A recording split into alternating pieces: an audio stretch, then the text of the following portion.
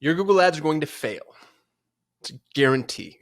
On a long enough timeline, your Google ads will, with 100% certainty, guaranteed, fail. Sometimes fail miserably. Now, hopefully, sometimes they come back. Sometimes they don't. We just had a client, one of my favorite clients of all time. They were a SaaS company. They did amazingly well. We've got case studies built around them.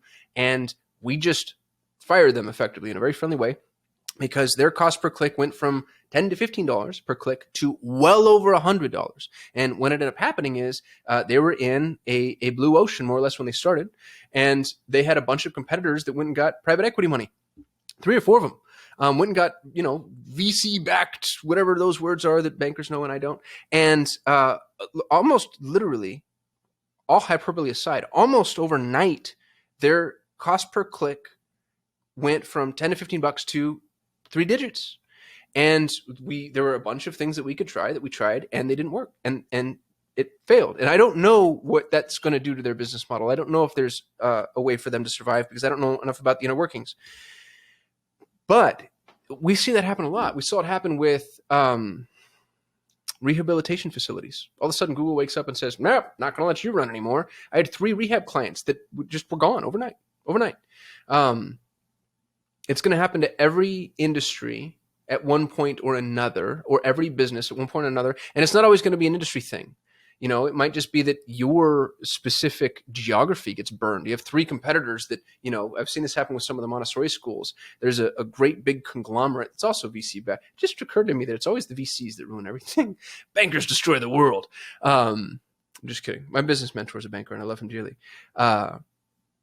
There's a big VC backed Montessori conglomerate that's trying to do like templatized Montessori. And so if one of those, I don't want to say the name because I don't want to promote them at all, but if one of those Montessori schools opens up next to your Montessori school, they just start hemorrhaging money and they drive the cost of traffic up, and it really hurts campaigns.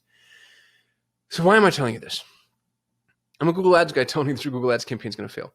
It's happened to us. It's happened to our Google Ads campaign's humming along and we're killing it and crushing life. And then all of a sudden, just the cost of the traffic and the quality of the lead, and it just doesn't function the way that we want it to. And we've learned that we just have to ride that out.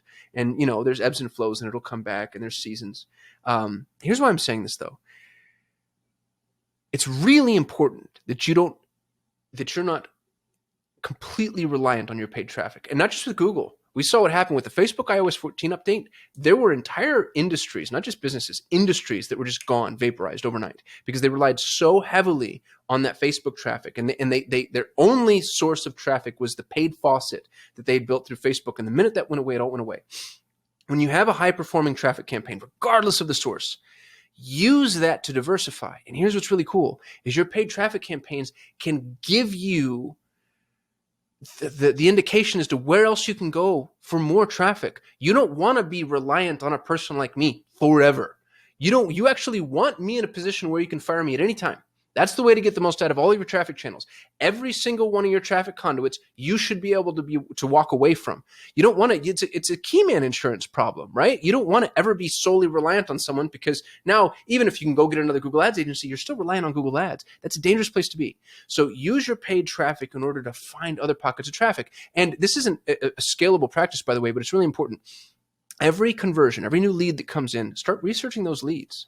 Every new lead, we have a really awesome campaign for a very specific type of investment, which is as much as I'm going to give you, and it's working. And I was on the phone with the salesperson who is basically the tip of the spear for our strategic partner, and he's saying, "I don't know how you're doing this." He was frustrated. He was mad at me, and I was like, "Dude, I know Google Ads, but I'm not relying on Google Ads." So as those leads are coming in, I'm taking the email address that comes in, I'm dropping it into Google, and I'm researching that person. I'm doing skip tracing, looking at their names, their contact information, figuring out where they are on LinkedIn, what groups they're a part of, right? Like what associations, what else they do online, what their social channel looks like. A lot of your purchases, especially if you're in the e-commerce space, this was catalyzed, by the way, with a really great conversation I had with my new friend and a new client, Ellie. Ellie, thanks so much for the chat today.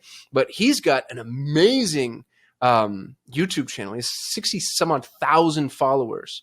And the purchases that are coming off of that for his product are coming from people that could have their own following unto themselves. So what you should do, and what I'd like to do is anytime I really want to dive deep, go to school on exactly who it is that's buying from you, figure out who they are, where they are, what they're doing, and then work to try to attract them in different ways. So one of the things that we found from an e-commerce perspective, for instance, is there was one mastermind that was giving us like 10 or 15% of our clients, and they weren't coming from the mastermind.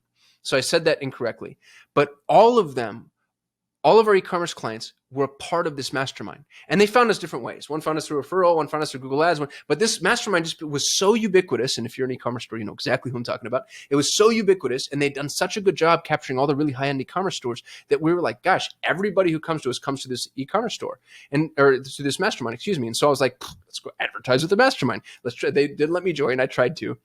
And I'm like, dude, we are tapped out with vendors. We don't want you there. We know exactly what you're doing.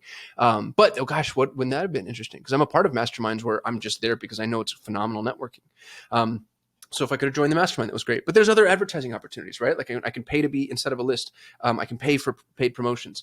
I can get in front of them with sponsored opportunities. And once I know that, now I just diversified my traffic channel. So I'm not at the mercy of any other single traffic channel. And you can do that yourself, and you have to. So if your Google Ads campaign is going great, that's awesome. Think 6, 9, 12, 18 months, 3 years, 4 years, 5 years. What happens if Google fails? What do you do? Where do you go? Your current customers are going to tell you that. Go to school on every single person that's converting. And you might be large enough, or you might have enough conversions to where that sounds cumbersome to you. I'm telling you, it's worth it. Go get a data scientist. Go hire somebody who does this type of thing. And there's a ton of these lead intelligence folks that'll do this for you. It's a really sharp VA.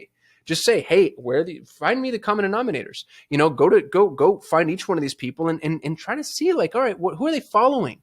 That's one of the really cool things that you can see socially too, right? Like if you're looking at the right social profiles, you can see what influencers they're currently following. And then, maybe there's a micro influencer possibility. One of the things I talked about with Ellie was some of the people buying from him could be the micro influencer. So you get somebody who buys your product and has, 5, 6, 7, 8, 9,000 subscribers or followers or whatever. That's a big deal. That's not an insignificant number. Like, I know we all want to go after the millions, right? Like, I want 1 million followers, or I want my influencer to have 1 million followers. I'm telling you, you could make way more headway for way less money going after some of these micro influencers. And some of them are buying from you already.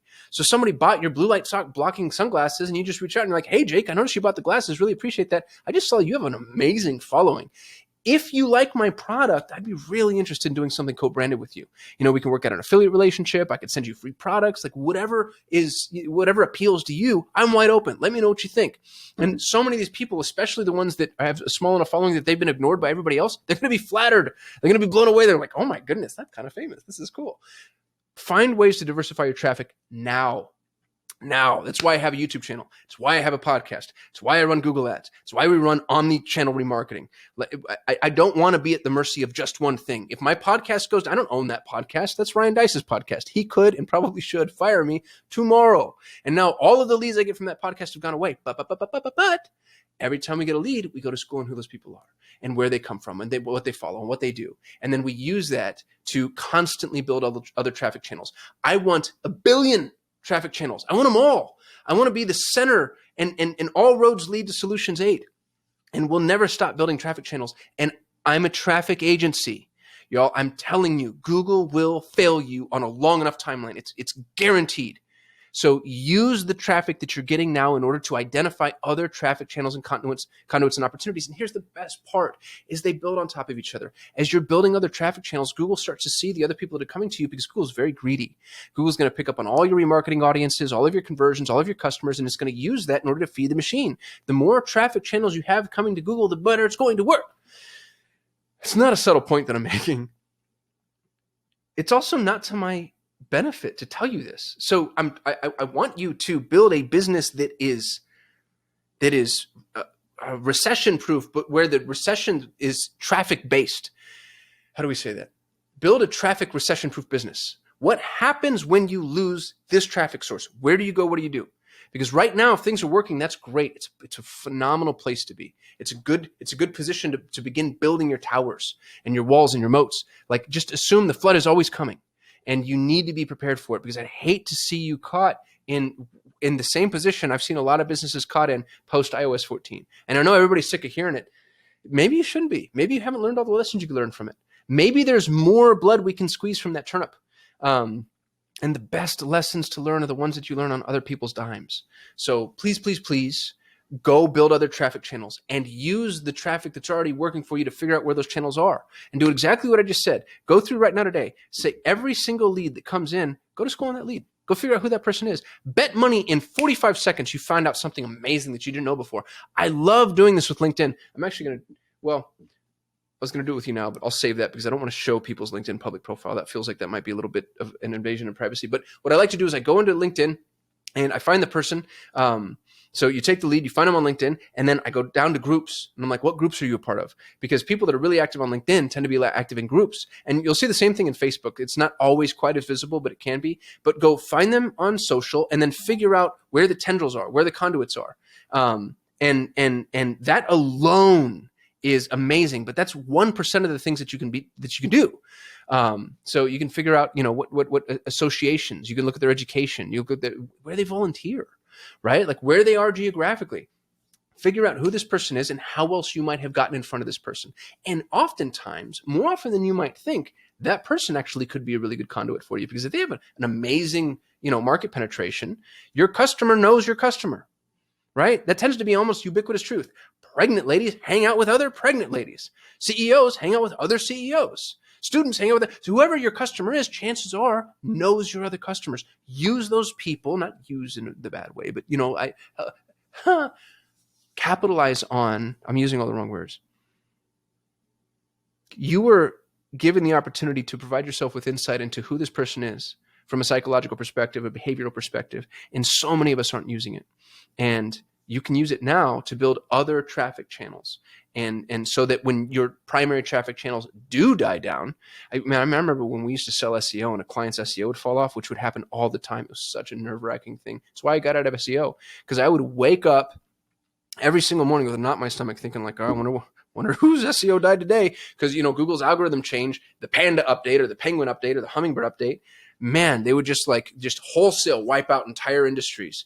And the SEO went away, and so that whole business just died. It's like, oh, you are now dead forever. And it's my fault too, by the way. Everybody wants to come out swinging at the SEO agency, and rightfully so. Like, I promised I'd get you ranked number one, right? Like that was the commitment that we made. But then Google changed the rule book, and am I responsible to and for that? Kinda.